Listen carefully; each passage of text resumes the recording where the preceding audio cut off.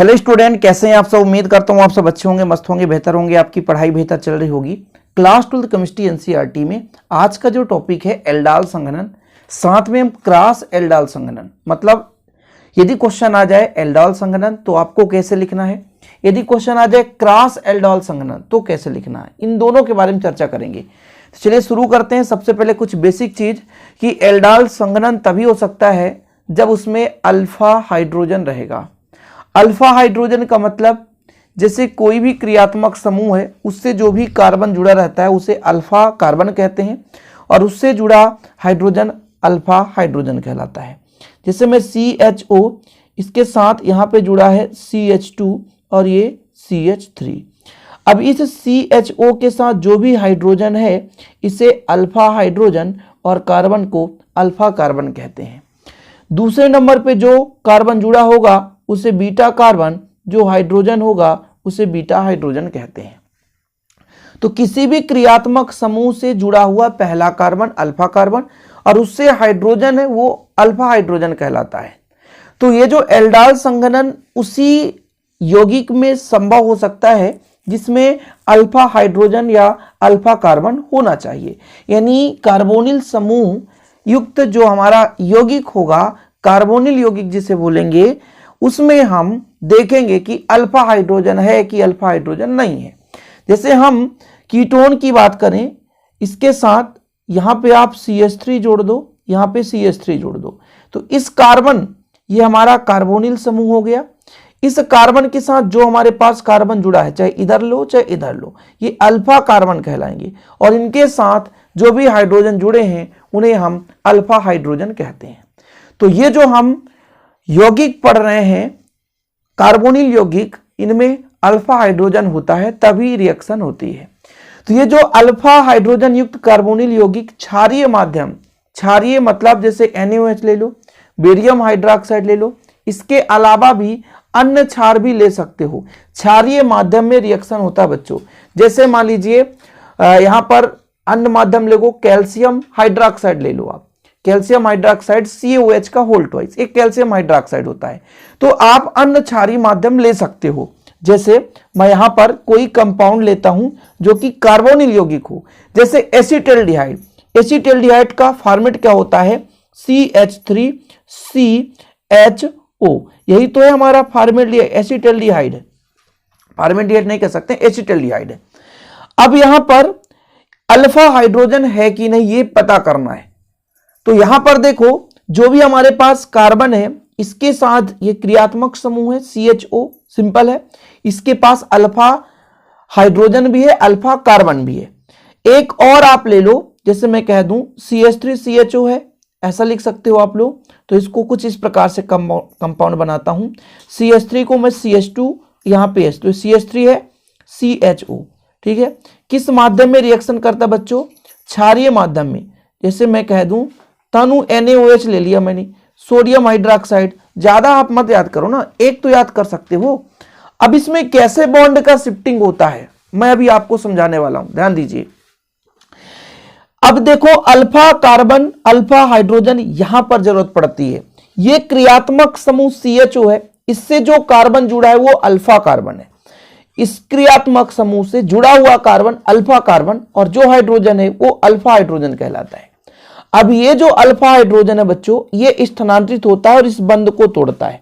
बंध को तोड़ता है, इस बंध को तोड़ेगा तो यहां पर ऋण चार्ज आ जाएगा, है ना, और यहां पर पॉजिटिव चार्ज आ जाएगा। सिंपल है, थोड़ा समझने की कोशिश करें।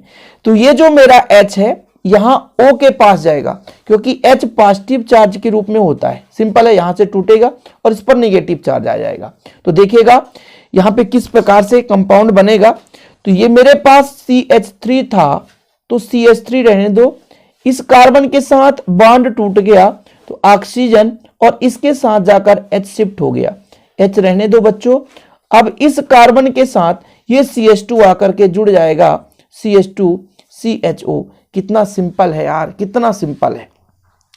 अब देखो इसका नाम यदि आप नंबरिंग करोगे तो ये भाई अल्फा और ये बीटा कार्बन है। सिंपल। अब तो हम कहेंगे बीटा पर हाइड्रोक्सी समूह जुड़ा है, ठीक है, बीटा हाइड्रोक्सी और एल्डिहाइड है। इसीलिए तो कहते हैं कि जब परस्पर संघनित होता है तो बीटा हाइड्रॉक्सी का मतलब यह हुआ कि बीटा पर यानी एल्किल समूह हमारे पास, सॉरी एल्किल कह दिया, एल्डिहाइड समूह ये मेरे पास ग्रुप है और ग्रुप के पास मेरे बच्चों अल्फा कार्बन के बाद बीटा कार्बन और इस बीटा कार्बन के साथ हमारा जुड़ा है OH और OH जो हमारा है बीटा के साथ जुड़ा है, इसी कारण से हम बोलेंगे बीटा के जगह हाइड्रॉक्सी और एल्डिहाइड। तो बीटा हाइड्रॉक्सी एल्डिहाइड, क्या बच्चों, बीटा हाइड्रॉक्सी एल्डिहाइड। ठीक है, यहां पर आप लिख सकते हो इसका नाम भी आप लिख सकते हो कि यदि नंबरिंग करोगे तो 1 2 3 4, तो 3 नंबर पे आपका जुड़ा है हाइड्रॉक्सी, क्या, हाइड्रॉक्सी। IUPAC नामनक्लेचर सबसे अच्छा होता है। 3 नंबर पे आपका हाइड्रॉक्सी, 1 2 3, 3 नंबर पे हाइड्रॉक्सी। और meth eth pro but, 4 carbon है तो ब्यूटेनल, क्या, ब्यूटेनल। 4 कार्बन बच्चों तो ब्यूटेनल है, 4 कार्बन तो ब्यूटेनल। और वैसे इसका नाम और कुछ हो सकता है क्या, जैसे आपका व्यापारिक नाम रहता है, जैसे एसिटेल्डिहाइड ये दोनों हैं तो इससे एल्डाल बना, क्योंकि भाई साहब एल्डाल का निर्माण होता है, तो ये मेरा एसिटेल्डिहाइड है, इसका नाम मैं लिख सकता हूं एसिटेल्डाल, एसिटेल्डिहाइड से एसिटेल्डाल्ड। ठीक है, गलत ना होना चाहिए, नहीं तो आप लोग फिर कहोगे सर नाम गलत है। एसिटेल्डाल, एल्डाल बनाता है, सिंपल है। अब इतना तो थोड़ा सा प्रोसेस समझ में आया कि जितना हिंदी लिखा है उसमें क्या क्या लिखा है, कि अल्फा हाइड्रोजन युक्त तो कार्बोनिल यौगिक लेंगे, ठीक है, और इसे हम क्षारीय माध्यम में क्रिया कराएंगे। तो क्षारीय माध्यम में क्रिया कराएंगे बच्चों तो बीटा हाइड्रॉक्सी एल्डिहाइड या कीटोन देता है। मतलब बीटा पर आप देख सकते हो हाइड्रॉक्सी समूह जुड़ा है और ये हमारा एल्डिहाइड हो सकता है या तो कीटोन, आप कीटोन भी ले सकते हैं, जैसे अगले रिएक्शन में कीटोन लेकर आपको समझाऊंगा। तो अब हम एसीटोन लेकर ही क्रिया करा दें। एसीटोन क्या है, CH3COCH3, सिंपल है, सबको पता है एसीटोन क्या है, सबको पता है ना। एसीटोन CH3 है, COCH3, यही तो है हमारा एसीटोन। इसकी क्रिया फिर से हम एसीटोन से ही कराएंगे, एसीटोन से करा दें। तो जैसे हमारे पास यहाँ पर है CH3 को ऐसा लिख सकते हैं ना, CH3 है ना, फिर हमारे पास यहाँ पर मान लीजिए COCH3, ये कर सकते हो आप लोग, सिंपल। ये भी एसीटोन है, ये भी एसीटोन है, कीटोन का मतलब, ठीक है। अब यहाँ पर भी वही कंडीशन होगा, ये जो है हमारा यहाँ पर ये जब बॉन्ड टूटेगा तो इलेक्ट्रॉन का स्थानांतरण होगा, ऑक्सीजन पर ऋण और कार्बन पर प्लस चार्ज आएगा, सिंपल है, सबको पता होना चाहिए इतना। अब ये हाइड्रोजन H जो है O के साथ जाकर के जुड़ जाएगा। ये जो रिएक्शन है किस माध्यम में होता बच्चों, NaOH की उपस्थिति में। किसकी उपस्थिति में, NaOH। आप तनु NaOH ले लो, तनु ही रहना चाहिए, तनु, सांद्र नहीं लो, तनु NaOH की उपस्थिति में। अब क्या बनाएगा, जरा यहां पर यौगिक बनाकर दिखाओ, यौगिक कैसा मिलेगा हमारे पास। तो ये हमारे पास CH3 ऑलरेडी, तो CH3 रहने दो। ये कार्बन है, कार्बन के साथ जो भी ऑक्सीजन उससे बॉन्ड हटा तो वहां पर H जुड़ गया, ठीक है। ये CH3 है तो रहने दो CH3। फिर प्यारे बच्चों यहां पे CH2 आकर के जुड़ जाएगा, CH2COCH3, ये भी हमारा एक कंपाउंड बन चुका है।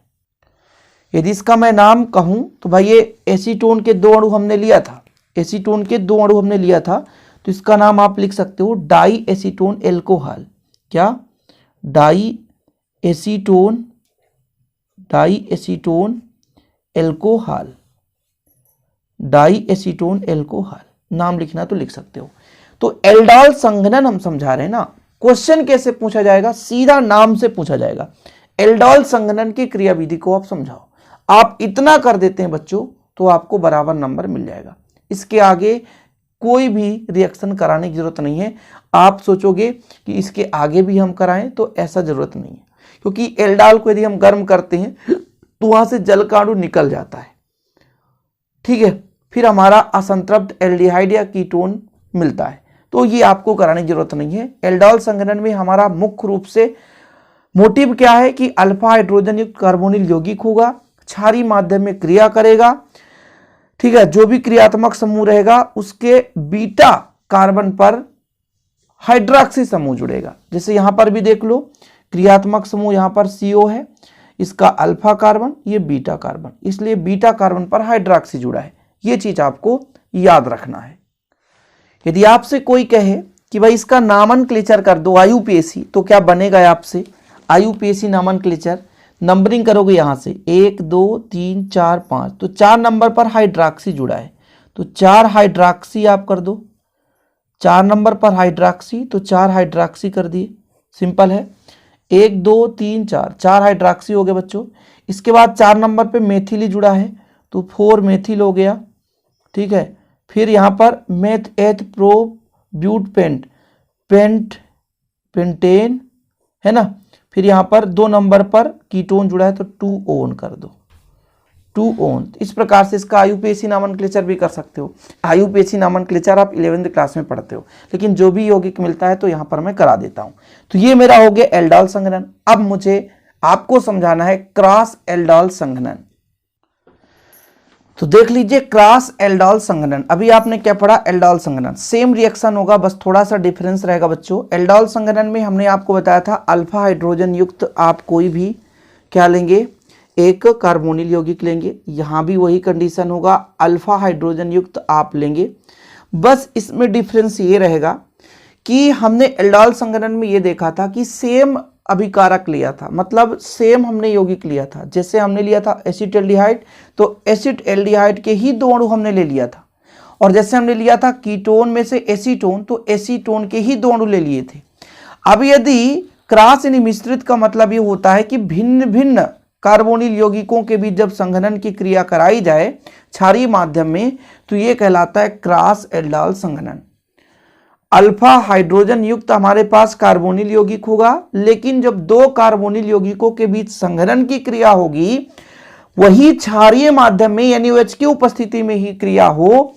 लेकिन बच्चों इसमें जो 2 हम लेंगे क्या कार्बोनिल यौगिक, वो भिन्न भिन्न होंगे, सेम कार्बोनिल यौगिक आप नहीं लेंगे। जैसे आप एक एसिटाल्डिहाइड ले रहे हैं, तो एक फॉर्मेल्डिहाइड ले लें, अलग अलग होना चाहिए, बस अलग अलग होना चाहिए, बाकी कोई दिक्कत नहीं है।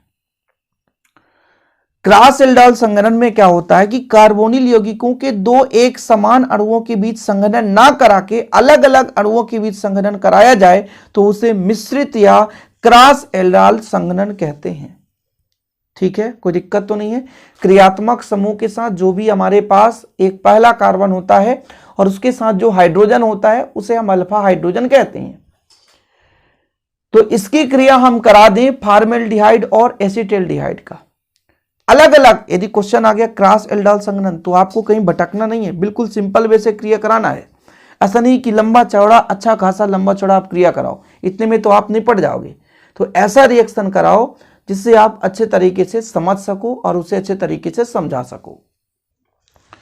अब जैसे इसको सेम रिएक्शन मैं यहां पर समझाऊंगा आपको। तो यदि पहला रिएक्शन समझ में आ गया होगा, फॉर्मेल्डिहाइड का सूत्र क्या होता है? HCHO। ये क्रियात्मक समूह, ये अल्फा कार्बन है। इसकी क्रिया मैं एसिटाल्डिहाइड से करा दूं। एसिटाल्डिहाइड का सूत्र क्या होता है? CH3। तो CH2 और H कर दूं तो ये हमारा CH3 हो जाएगा और CHO। अब इसमें भी वही सिस्टम होगा बच्चों कि बॉन्ड का जब शिफ्टिंग होगा तो यहाँ पर माइनस चार्ज और यहाँ पर प्लस चार्ज आ जाएगा। ये जो हाइड्रोजन यहाँ पर जाकर के अटैक करेगा। ठीक है, सिंपल है। किसके उपस्थिति में? तो हमारा तनु NaOH क्षार की उपस्थिति में क्रिया होता है।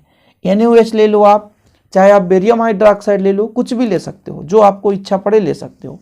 तो क्या बचेगा? HC, यहाँ पर हो जाएगा OH और यहाँ H रहने दो, यहाँ पर आ जा करके CH2 और CHO। रिएक्शन उसी प्रकार होगा। बीटा हाइड्रोक्सी, देखो बीटा नंबर पर आपका हाइड्रोक्सी समूह है, तो beta hydroxy meth eth prop, तो प्रोपियोन एल्डिहाइड बन जाएगा। तो इसका नाम था फॉर्मेल्डिहाइड। फॉर्मेल्डिहाइड, ठीक है, लिख लो फॉर्मेल्डिहाइड। इसका नाम क्या था? एसिटाल्डिहाइड। एसिटाल्डिहाइड, ठीक है, एसिटाल्डिहाइड ये है हमारा। और इसका नाम क्या बन गया? तो अल्फा कार्बन, बीटा कार्बन ये कहलाया। क्रियात्मक समूह का पहला कार्बन अल्फा कार्बन, ये बीटा कार्बन। तो बीटा पे हाइड्रोक्सी जुड़ा है, OH हाइड्रोक्सी है, तो बीटा हाइड्रोक्सी। ठीक है, क्या? Beta hydroxy. और ये 3 कार्बन मेथ एथ प्रोप, तो क्या हो जाएगा, प्रोपियोनेल्डिहाइड। ठीक है, प्रोपियोनेल्डिहाइड ये बन गया। तो ये हो गया क्रॉस एल्डाल संघनन। एल्डाल संघनन में दो हम कार्बोनिल यौगिक लेते हैं, सेम होता है।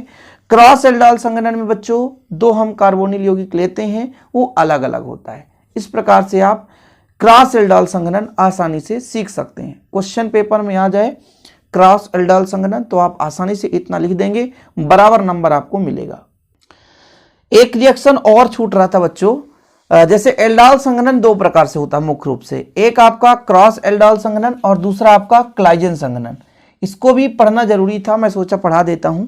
जैसे हमने कहा एल्डाल संघनन क्या है, अल्फा हाइड्रोजन युक्त कार्बोनिल यौगिकों का क्षारीय माध्यम में संघनन।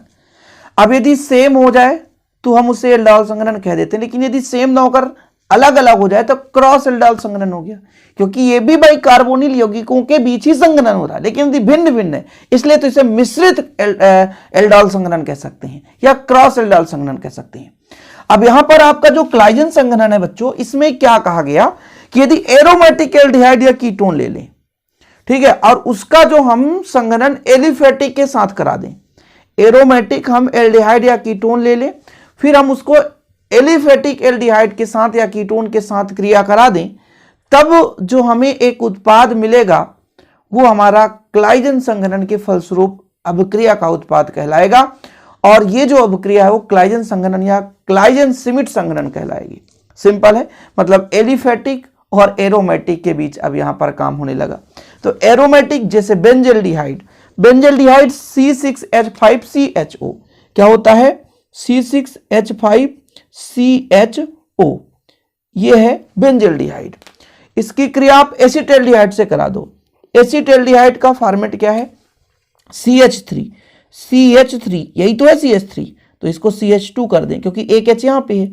और बेंजल्डिहाइड का CHO, इसकी क्रिया तनु यानी OH के उपस्थित, बाकी सेम है। देखो जब मैं एक लेक्चर देता हूं उसमें मैक्सिमम जो रिएक्शन होते हैं सेम होते हैं, तो रटना नहीं पड़ता। यदि आप शुरू में थोड़ा सा फोकस कर देते हैं तो आसानी से आप तैयार कर लेते हैं। अब यहां पर इलेक्ट्रॉन का शिफ्टिंग हो गया, तो इसमें माइनस चार्ज, इस पे प्लस चार्ज, तो हाइड्रोजन जो है यहां पर आकर अटैक करेगा बच्चों। तो क्या बनाएगा, यहां पर हम उत्पाद बना देते हैं। देखिएगा यहां पे C6H5 है, इस C के साथ बांड हटा करके OH जोड़ दो। तो यहां पर बांड हटा दिया है, H जोड़ दिया, और भैया इसके साथ H है ऑलरेडी, और यहां पर ये आएगा CH2 जुड़ जाएगा और CHO। कुछ है नहीं, बहुत सिंपल है, बस आप लोग अभिक्रिया कराना सीखें। तो ये हमारा हो गया क्लाइजन संघनन। यदि बच्चों अभिक्रिया पूछ दिया जाए यार तो ज़्यादा परेशान मत होना, एक सिंपल तरीके से आप कोशिश करो समझने के लिए और इतना रिएक्शन करा दो बस। इसके आगे भी आप करो, यदि गर्म कर दोगे तो यहाँ से H2O बाहर निकलता है, पहले भी बताया गया कि इसको यदि हम गर्म कर दें तो ये हमारा तो एल्डॉल बनता है, ये हमारा एल्डॉल कहलाता है। फिर इसको हम गर्म कर दें तो इससे बीच से जैसे यहाँ से OH और यहाँ से H हटेगा और H2O के रूप में बाहर हो जाएगा। तो इसको हम गर्म करते हैं तो H2O बाहर निकलता है, लेकिन ये चीज़ कभी नहीं पूछा जाएगा, केवल इतना पूछा जाता है क्लाइजन संघनन क्या है, तो आपको इतना कराना है। उम्मीद करता हूं आज का वीडियो पसंद आएगा, पसंद आए तो लाइक करके शेयर जरूर करें। जय हिंद, वंदे मातरम।